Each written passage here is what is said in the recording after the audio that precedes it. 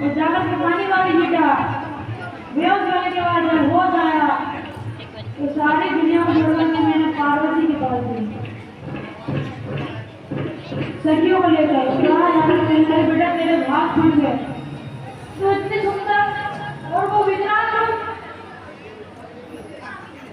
कहा माता राजकुमार का ये देखने गए थे आप अपनी बेटी के लिए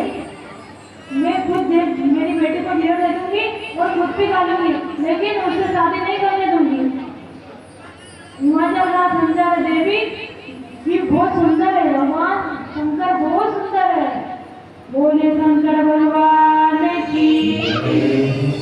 नारद ने समझा ना किसको मैना को लेकिन नारद को तो हर कुछ बोल रही है जो नारद बन जाए ना कुछ तो करूंगी साथ में उसे मरवा दूंगी उसे मार दूंगी ऐसा पति बोला उसे नारद सर्वे कहाँ भी जा रहा भवन मोह दिन बदलू जा रहा। नारद को मैं क्या बिगाड़ा था जो हमारे घर से बताया घर को बिगाड़ दिया उजाड़ दिया। सिद्धि के बारे में बताया श्री महाराज ने कुछ बोलना शुरू किया तेरे उधर नारद सहित अर्धशब्द समेत समाचार सुन नगरी गई तुरंत के तुरंत पहुंची समझाने के लिए माँ ये तुम्हारी बेटी नहीं है तो यह माँ सच साक्षात भवानी है माँ जगदम्बा है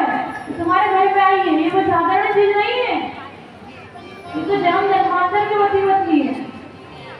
उसके आधार नहीं है जिसके लिए तुम रो रहे हो कि जन्म जन्मांतर की वती बदली है तुम्हारे इसमें कुछ फायदा नहीं है इसलिए जो है वो सब ठीक है भगवान शंकर बहुत सुंदर है। जब पार्वती बोली माँ से माँ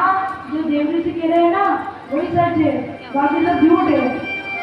भोले बाबा को मेरी तरह से देखो वो बहुत सुंदर है उनसे सुंदर इस संसार में कोई नहीं है